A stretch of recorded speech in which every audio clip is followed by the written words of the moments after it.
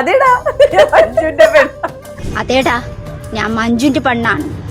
കാവ്യാമാധവൻ പറഞ്ഞപ്പോ അടിപൊളിയായിരുന്നു, അത് മാസായിരുന്നു. അത് കട്ട് ചെയ്ത് റീലാക്കാൻ കുറെ ആൾക്കാരൊക്കെ ഉണ്ടായിരുന്നു.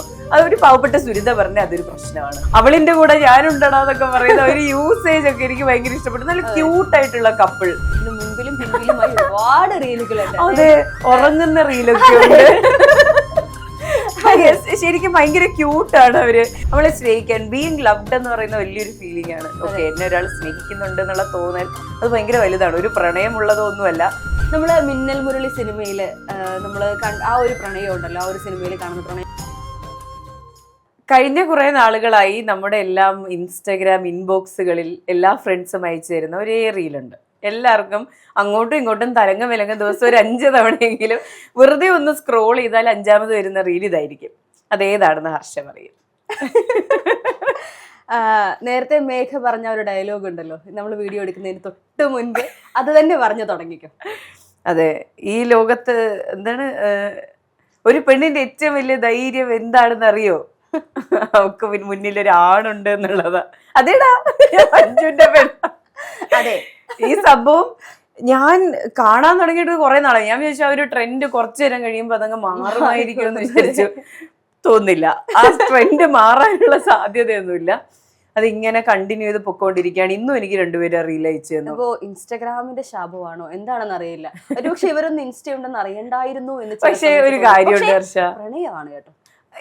ശരിക്കും എനിക്ക് ഇവരുടെ സംസാര രീതി, ഇവര് പറയുന്ന അവളിന്റെ കൂടെ ഞാനുണ്ടടാന്നൊക്കെ പറയുന്ന ഒരു യൂസേജ് ഒക്കെ എനിക്ക് ഭയങ്കര ഇഷ്ടപ്പെട്ടു. നല്ല ക്യൂട്ടായിട്ടുള്ള കപ്പിൾ. അല്ല, ഇവരുടെ ലൈഫ് പറഞ്ഞിട്ട് ഒരു ഇന്റർവ്യൂ കഴിഞ്ഞ ദിവസം പുറത്തു വന്നിട്ടുണ്ടായിരുന്നു. അപ്പൊ അതിനകത്ത് ആ ചേട്ടൻ പറയുന്ന ഒരു കാര്യമുണ്ട്.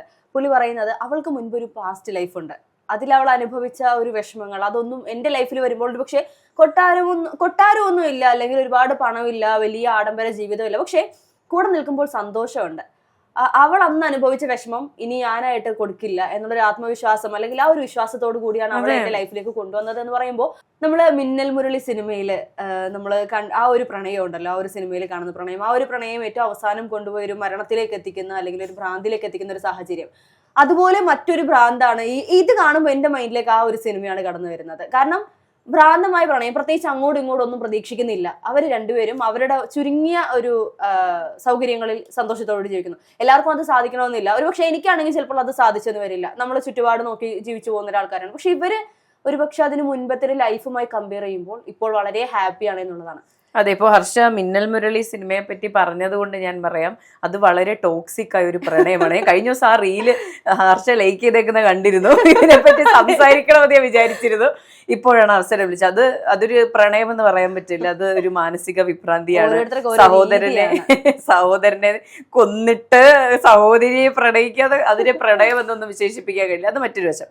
ഇപ്പോൾ ഇവരുടെ കാര്യം പറയുകയാണെങ്കിൽ ഹർഷ പറഞ്ഞില്ല, ആ പെൺകുട്ടി വളരെ ഹാപ്പിയാണ്.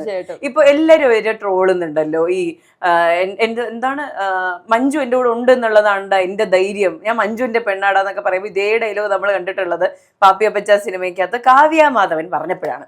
കാവ്യാമാധവൻ പറഞ്ഞപ്പോ അടിപൊളിയായിരുന്നു, അത് മാസായിരുന്നു. അത് കട്ട് ചെയ്ത് റീലാക്കാൻ കുറെ ആൾക്കാരൊക്കെ ഉണ്ടായിരുന്നു. അതൊരു പാവപ്പെട്ട സുരിത പറഞ്ഞ അതൊരു പ്രശ്നമാണ്. അതുപോലെ നമ്മുടെ ആഷി പറഞ്ഞിട്ടുണ്ട്. ആഷി പറഞ്ഞതല്ല, ആഷിയുടെ ആഷിയുടെ പേര് ജാസി. ജാസി, സോറി എനിക്ക് ജാസിയെ ഭയങ്കര ഇഷ്ടമാണ് കേട്ടോ. അവരുടെ വീഡിയോയിലും ഇങ്ങനെ ഉണ്ട്, ഞാൻ ആഷിയുടെ പെണ്ണാടാന്ന് പറയുമ്പോ അതിന്റെ താഴെ ആൾക്കാർക്ക് അങ്ങ് കുരുപൊട്ടുകയാണ്. ഇത് ആഷിയുടെ പെണ്ണോ ആഷിയുടെ ആണോ എന്നൊക്കെ ചോദിച്ചിട്ട് കുറെ ആൾക്കാർ കളിയാക്കുന്നുണ്ട്. അപ്പൊ നമുക്കൊന്നും അളക്കാൻ പറ്റാത്ത സ്നേഹമാണ് ഇവരുടെ ഇടയിലുള്ളത്. ഇതൊന്നും കിട്ടിയിട്ടില്ലാത്ത ആൾക്ക്, നല്ലൊരു പ്രണയബന്ധമൊക്കെ കിട്ടിയിട്ടില്ലാത്ത ആൾക്കാരായിരിക്കും ചിലപ്പോ ഇതിനെയൊക്കെ വിമർശിക്കുന്നത്, മുന്നോട്ട് വരുന്നത്. ഇവിടെ ഈ ഒരു റീല് മാത്രം നമ്മൾ എടുത്തു പറയുമ്പോൾ വളരെയധികം കുറഞ്ഞു പോകും. ഇതിന് മുൻപിലും പിൻപിലുമായി ഒരുപാട് റീലുകളുണ്ട്. അതെ, ഉറങ്ങുന്ന റീലൊക്കെ ഉണ്ട്. ശരിക്കും ഭയങ്കര ക്യൂട്ടാണ് അവര്. ഞാനിപ്പോ ഇത് നമ്മുടെ വീഡിയോ എടുക്കുന്നതിന് തൊട്ട് മുന്നേ ഞാൻ ജസ്റ്റ് അവരുടെ പ്രൊഫൈലിൽ കയറി ഒന്ന് നോക്കുമായിരുന്നു. അപ്പൊ ശിവരാത്രി ആശംസകളൊക്കെ നേർന്നിട്ടുണ്ട്, എല്ലാവരും സന്തോഷമായിട്ടിരിക്കുക എന്നൊക്കെ പറഞ്ഞിട്ട്. ഇതിനെ പോലും യൂസ് ചെയ്യുന്ന ആളുകളുണ്ട്. കഴിഞ്ഞ ദിവസം ഞാൻ ഒരു റീൽ കണ്ടിരുന്നു, ഒരു പെൺകുട്ടി ഇവരുടെ കൂടെ നിന്ന് ഡാൻസ് കളിച്ചിട്ട് റീൽസ് ഇടുന്നു. അതിന് താഴെ ഒരുപാട് കമന്റ് വരുന്നുണ്ട്. കമന്റുകളിലൊക്കെ കൂടുതലും ഈ പെൺകുട്ടിയെ വിമർശിച്ചുകൊണ്ടുള്ളതാണ്. ഞാനും ആ ഒരു വിമർശനത്തിൽ തന്നെ നിൽക്കുന്നതാണ്. കാരണം ഒരുപക്ഷെ ഇവർ ഇങ്ങനെ ഒരു ഫേമസ് അല്ലാത്തൊരു ഫാമിലി ആണെങ്കിൽ ഈ പെൺകുട്ടി അവരുടെ അടുത്ത് നിന്ന് അത്രത്തോളം ഫ്രണ്ട്ലി ആയിട്ട് സംസാരിക്കുമായിരുന്നു, അല്ലെങ്കിൽ അത്രത്തോളം ഒരു ഡാൻസ് കളിക്കാനോ അല്ലെങ്കിൽ സംസാരിക്കാനോ പോലും ചിലപ്പോൾ പോയിന്ന് വരില്ല. ഇപ്പൊ നമ്മൾ റോഡിലൂടെ വരുമ്പോൾ എത്രയോ ആളുകൾ ഇതുപോലെയുള്ളവരുണ്ട്. അൺഎക്സ്പെക്ടഡ് ആയി ചില റീൽസിലൂടെയൊക്കെ ഈ വീടും താമസ സൗകര്യമൊന്നും ഇല്ലാതെ തെരുവിലൊക്കെ താമസിക്കുന്ന ആളുകളുടെ അവരുടെ പ്രണയ നിമിഷങ്ങൾ ചില സമയത്ത് ട്രോളുകളായിട്ട് നമ്മുടെ തന്നെ ഫീഡുകളിൽ വരുന്നത് നമ്മൾ കണ്ടിട്ടുണ്ട്. അപ്പോൾ ഈ പറയുന്നത് പോലെ തന്നെ സൗകര്യങ്ങളൊന്നും വേണ്ട, പക്ഷേ സ്നേഹമാണ് അവിടെ വലുത്. അങ്ങനെയുള്ള ആളുകളുടെ അടുത്ത് പോയിട്ട് എത്ര പേര് റീൽ എടുക്കുന്നുണ്ട്, എത്ര പേര് അവരുടെ ഒരു ലൈഫിന് യൂസ് ചെയ്യുന്നുണ്ട്? ഇല്ല. പക്ഷെ ഇവര് കൃത്യമായി ഫേമസ് ആകും, അപരാധം പറഞ്ഞാണെങ്കിലും കയറി വരും, ജനങ്ങൾ വിമർശിച്ചുകൊണ്ടാണെങ്കിലും ഇവരുടെ റീൽസ് കാണും എന്നുള്ള വിശ്വാസം കൊണ്ട് ഇവരെ യൂസ് ചെയ്യുന്ന ആളുകളുണ്ട് എന്നുള്ളതാണ്. പ്രായഭേദമന്യോ ഉണ്ട് എന്നുള്ളത്. അവരുടെ പ്രൊഫൈലിൽ തന്നെ കുറെ ആൾക്കാർ അവരുടെ ഒപ്പം പോയി നിന്ന് വീഡിയോസ് എടുക്കുന്നുണ്ട്. ഇവർക്കൊന്നും അവരെ ഇഷ്ടമായിട്ടുള്ള, എനിക്ക് തോന്നുന്നു ഈ സോഷ്യൽ മീഡിയ ഫെയിമിന് പുറകെ പോകുന്ന കുറെ ആൾക്കാരുണ്ട്. അതിൽ നിന്ന് കിട്ടുന്ന ഒരു കിക്കില്ല. നമ്മൾ കഴിഞ്ഞ ദിവസം മറ്റേ പ്രഭാവതി എന്ന് പറഞ്ഞ മുത്തശ്ശിയുടെ കാര്യം പറഞ്ഞു, ഫുട്പാത്തിൽ വണ്ടി തടഞ്ഞു നിർത്തി. അപ്പൊ അവർക്കൊക്കെ കിട്ടുന്ന ഒരു കിക്കുണ്ട്, പെട്ടെന്ന് ഉണ്ടാകുന്ന ഒരു റെക്കഗ്നിഷന്റെ ഹൈ. അതിലിങ്ങനെ യാത്ര ചെയ്യുന്ന കുറെ ആൾക്കാരുണ്ട്. ഇപ്പൊ അലൻ ജോസ് പെരേര ആയാലും നമ്മുടെ ആറാട്ടണ്ണനായാലും അതുപോലുള്ള കുറച്ച് ആൾക്കാരുണ്ടല്ലോ, ഇവർക്ക് ഇങ്ങനെ ഒരു ഫെയിമിന്റെ കിക്ക് കിട്ടുന്നുണ്ട്. അത് എല്ലാവരെയും ഒരുപോലെ ബാധിക്കുമെന്ന് തോന്നുന്നു. എനിക്ക് തോന്നുന്നു ഞാനോ ഹർഷിയാണെങ്കിൽ പോലും നാളെ പെട്ടെന്നൊരു ഹൈപ്പ് നമ്മുടെ ഏതെങ്കിലും ഒരു വീഡിയോക്ക് കിട്ടി നമ്മളങ്ങ് ഭയങ്കര അതുപോലെ ഒരു കണ്ടന്റ് ചെയ്യാനുള്ള ഒരു ടെൻഡൻസി നമുക്ക് ഉണ്ടാവും. നമ്മൾ ചിലപ്പോൾ അത് വിവേചന ബുദ്ധിയോട് ചിന്തിക്കുന്ന ഒരു നാണക്കേടാണോ ആൾക്കാർ എന്തോ പറയുന്നൊക്കെ ചിന്തിക്കുമായിരിക്കാം. പക്ഷെ അങ്ങനെ ശരിക്കും പാവപ്പെട്ട മനുഷ്യരിങ്ങനെ ചൂഷണം ചെയ്യാതെ ഇരിക്കുക എന്നുള്ളതാണ്. അവരവരുടെ സന്തോഷ നിമിഷങ്ങൾ പങ്കുവെക്കുന്നു. ആർക്കും ഒരു ബുദ്ധിമുട്ടുണ്ടാക്കുന്നില്ല, ഒരു മനുഷ്യനെ മോശം അറിയുന്നില്ല, ആരെയും അങ്ങോട്ട് പോയി തെറി വിളിക്കാൻ പോകുന്നില്ല. അവരവരുടെ കാര്യം. ഈ റീൽസിലൊക്കെ ഇപ്പൊ മഞ്ജുവിന്റെ പെണ്ണാട എന്ന് ഈ ചേച്ചി പറയുന്നുണ്ട്, സുനിത പറയുന്നുണ്ട്. ആ ചേട്ടനും അതുപോലെ തന്നെ തിരിച്ചു വന്ന് പറയുന്നുണ്ട്, ഞാൻ ഇവളെ സ്നേഹിക്കും, ചങ്കൂറ്റം ഉണ്ടെന്നൊക്കെ പറഞ്ഞ് സ്വന്തം നെഞ്ചത്തടിക്കുമ്പോൾ നമുക്ക് വേദന എടുക്കും. കാരണം കുറച്ച് പതിയെ അടിക്കും, ഇങ്ങനെ സ്നേഹിക്കല്ലേ.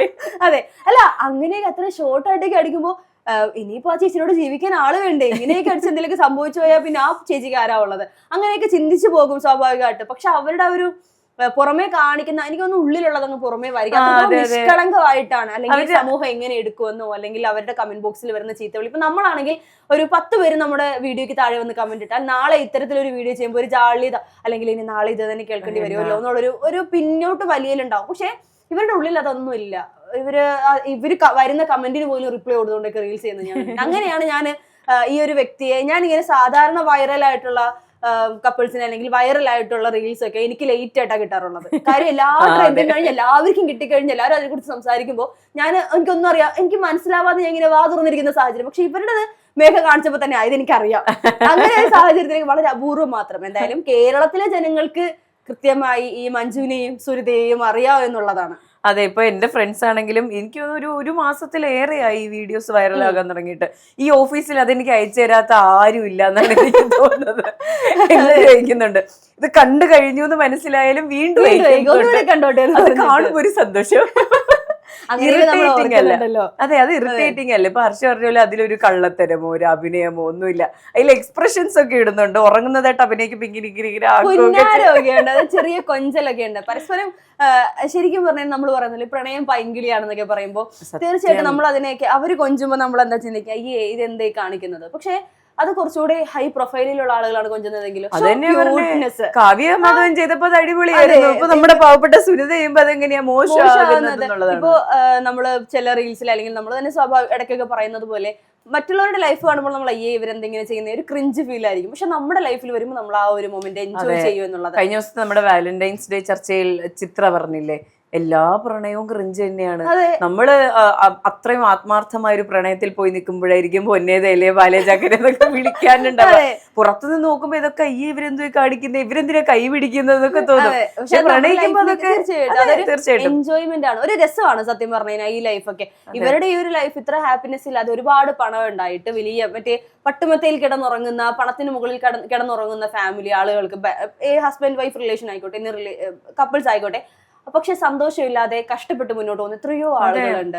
അവർക്ക് മുന്നോട്ട് ഇങ്ങനെയൊക്കെ തന്നെ അങ്ങ് അഡ്ജസ്റ്റ് ചെയ്ത് പോവാ. നാട്ടുകാരെന്ത് പറയും, നമ്മൾ ഇനിയിപ്പോ ഇങ്ങനെ സന്തോഷം അഭിനയിച്ചില്ലെങ്കിൽ മറ്റുള്ളവരുടെ വില കൂടി നോക്കണം എന്ന് പറഞ്ഞുകൊണ്ട് പോകുന്ന ആൾക്കാരുണ്ട്. 10, 12, 15 വർഷമൊക്കെ ഒരുമിച്ച് ജീവിച്ചിട്ട് തമ്മിൽ പ്രണയമില്ലാത്ത ആൾക്കാരുണ്ട്. ഇപ്പൊ ഒരുമിച്ച് ഒരു ഫോട്ടോ പോലും എടുക്കാൻ ഇഷ്ടമല്ലാത്ത ആൾക്കാരുണ്ട്. ഇപ്പൊ നമ്മൾ പ്രൊഫൈലിൽ നോക്കുമ്പോൾ ഭാര്യയുടെ ഒപ്പമുള്ള ഫോട്ടോ പോലും ഉണ്ടാവില്ല. മുൻപ് എനിക്കറിയുന്ന ഒരു ചേട്ടൻ ഉണ്ടായിരുന്നു. അപ്പൊ ആ ചേട്ടൻ്റെ ഒരു സുന്ദരിയായ ഒരു ഭാര്യയുണ്ട്. ഇപ്പൊ എന്റെ ഒരു സുഹൃത്താണെങ്കിൽ ഞാൻ അവളുടെ 2 ഫോട്ടോ എടുത്ത് ഞാനിങ്ങ് സ്റ്റോറി ഇടും. അതുപോലെ സുന്ദരിയായ ഒരു ഭാര്യ. പക്ഷെ അദ്ദേഹത്തിന്റെ പ്രൊഫൈലിൽ എടുത്ത് നോക്കുകയാണെങ്കിൽ ഒരു ഫോട്ടോ പോലും ഭാര്യയുടെ ഒപ്പം ഇല്ല. കണ്ടാൽ ഒരു സിംഗിൾ ആണെന്ന് തോന്നുന്നൊരു മനുഷ്യൻ. അങ്ങനെ അപ്പൊ ഞാൻ അദ്ദേഹത്തിനോട് ചോദിച്ചു, എന്തുകൊണ്ടാണ് ഇത് ഇടാത്തത്? ഞാൻ അങ്ങനെ ചിന്തിച്ചിട്ട് പോലും ഇല്ല എന്നാണ് അദ്ദേഹം പറഞ്ഞത്. അപ്പോൾ ഭാര്യയുടെ ഫോട്ടോ പോസ്റ്റ് ചെയ്യണമെന്ന് ചിന്തിക്കാത്ത മനുഷ്യരുള്ള ലോകമാണ്. അപ്പോഴാണ് അദ്ദേഹം വന്ന് നിന്നിട്ട് നെഞ്ചത്തടിച്ച് പറയുന്നത് അതേടാ. എപ്പോഴും ആ ഒരു വീഡിയോയിലൊക്കെ കണ്ടോ ചേർത്ത് പിടിക്കുക, അല്ലെങ്കിൽ എപ്പോഴും മുൻപിൽ ആ ചേച്ചി ആയിരിക്കും. ഒട്ടുമിക്ക റീൽസിലും മുൻപിൽ ചേച്ചിയെ നിർത്തി പിന്നിൽ നിന്നുകൊണ്ടാണ് ഒട്ടുമിക്ക റീൽസിൽ എടുക്കുന്നത്. എന്നാൽ അവര് ചെയ്യുന്നത് കോമാളിത്തരമായിട്ട് കാണുന്ന ഒരു കൂട്ടം ആളുകൾ നമ്മുടെ ചുറ്റുണ്ട്. ഇപ്പൊ നമ്മൾ ഈ കണ്ടന്റ് എടുക്കുമ്പോൾ രണ്ട് രീതിയിൽ അതിന് ചിന്തിക്കാം. ഒന്നുകിൽ അവരെ സപ്പോർട്ട് ചെയ്തുകൊണ്ട് സംസാരിക്കുന്നു, അതല്ലെങ്കിൽ അതിനേക്കാൾ കൂടുതൽ റീച്ച് കയറുന്നത്, അല്ലെങ്കിൽ നമ്മളിപ്പോ സംസാരിക്കുമ്പോൾ പോലും അവർ നമ്മളൊന്ന് കളിയാക്കി രണ്ട് വാക്ക് പറഞ്ഞാൽ അത് കേൾക്കാൻ ആളുകൾ ഇഷ്ടം പോലെ ഉണ്ടാകും. നമ്മളിപ്പോ ന്യായീകരിച്ച് പറയുന്നതിനേക്കാൾ കൂടുതൽ കേൾക്കാൻ ആഗ്രഹം ആൾക്കാർക്ക് നമ്മൾ കളിയാക്കി പറയുന്ന കേൾക്കാനായിരിക്കും. പക്ഷെ ഇതൊക്കെ നമ്മുടെ ലൈഫില് നമുക്ക് അനുഭവിക്കാൻ പറ്റാത്ത, അതായത് അവരുടെ സുഖ സൗകര്യങ്ങളല്ല, പക്ഷെ മാനസികമായുള്ള സന്തോഷം, നമ്മളിൽ പലർക്കും കിട്ടാത്ത സന്തോഷം അവർക്ക് കിട്ടുമ്പോൾ അത് കാണുമ്പോൾ യഥാർത്ഥത്തിൽ ഈ ജനങ്ങൾക്കൊക്കെ കുരുപൊട്ടുന്നത് അസൂയ കൊണ്ടാണ്. അല്ലാതെ അവരെ കളിയാക്കി മാറ്റുന്ന അവരുടെ സമൂഹത്തിൽ ആ ഒരു സിറ്റുവേഷനോ അല്ലെങ്കിൽ ചുറ്റുപാടൊന്നും കണ്ടിട്ടല്ല. അവരുടെ ഒരു സ്നേഹം നമുക്ക് കിട്ടുന്നില്ലല്ലോ, അങ്ങനെ ഇപ്പൊ അവര് സന്തോഷിക്കണ്ട, കുറച്ച് എരിവും പുളിയൊക്കെ കയറി കുറച്ച് കമന്റ് ഒക്കെ അങ്ങോട്ട് കൊടുത്ത് ആ കമന്റ് കണ്ട് അവരങ്ങ് തളരട്ടെ എന്ന് പറഞ്ഞിടുന്ന ആളുകളാണ് നമ്മുടെ ചുറ്റുമുള്ളത്. അതെ, ഈ പറയുന്ന പോലെ നല്ലൊരു പ്രണയം കിട്ടിയിട്ടില്ലാത്ത, ഇതുപോലെ കൂടെ നിൽക്കാൻ ഒരാളില്ലാത്ത മനുഷ്യരൊക്കെ ആയിരിക്കും ഇങ്ങനെ. ശരിക്കും അസൂയ തന്നെയാണ് ഇതിന്റെ എല്ലാം പിന്നിൽ. പിന്നെ നമ്മൾ ഈ ചർച്ചയെ പറ്റി പറയുമ്പോൾ നമ്മുടെ രോഹിത് പറയുന്നുണ്ടായിരുന്നു അതെന്താ ആണുങ്ങൾക്ക് പെണ്ണ് വേണ്ടേന്ന് ചോദിക്കുന്നത്. ശരിയാണ്, ഇതുപോലെ പറയുന്ന ആൾക്കാരുണ്ട്. എനിക്ക് പിന്നിൽ ഒരു പെണ്ണുണ്ടടാ എന്ന് പറയില്ലേ, സക്സസ്ഫുൾ ആയിട്ടുള്ള എല്ലാ ആണുങ്ങൾക്കും ഒരു പെൺകുട്ടി ഉണ്ടാകുമെന്ന്. അപ്പോ പറയുന്ന ഒരു അണ്ടർസ്റ്റാൻഡിങ് പാർട്ട്ണർ ഉണ്ടാവുക എന്നുള്ളതാണ് എല്ലാത്തിന്റെയും ബേസിക്സ് എന്ന് പറയുന്നത്. നമ്മളെ സ്നേഹിക്കാൻ, ബീയിങ് ലവ്ഡ് എന്ന് പറയുന്ന വലിയൊരു ഫീലിംഗ് ആണ്. ഓക്കെ, എന്നെ ഒരാൾ സ്നേഹിക്കുന്നുണ്ട് എന്നുള്ള തോന്നൽ അത് ഭയങ്കര വലുതാണ്. ഒരു പ്രണയമുള്ളതോ ഒന്നുമല്ല, ഒരാൾ സ്നേഹിക്കാനുണ്ട് എന്ന് പറയുന്നത് ഭയങ്കര വലിയൊരു ഫീലിംഗ് ആണ്. അപ്പൊ അത്രയും സന്തോഷത്തിൽ നിൽക്കുന്ന ഒരു ദമ്പതികളെ, ഒരു കപ്പിളിനെ ഇങ്ങനെ നടന്ന് ട്രോൾ ചെയ്യേണ്ട ഒരു കാര്യവും ഇല്ല. അവരെന്നെ ജീവിക്കട്ടെ സന്തോഷമായിട്ട്.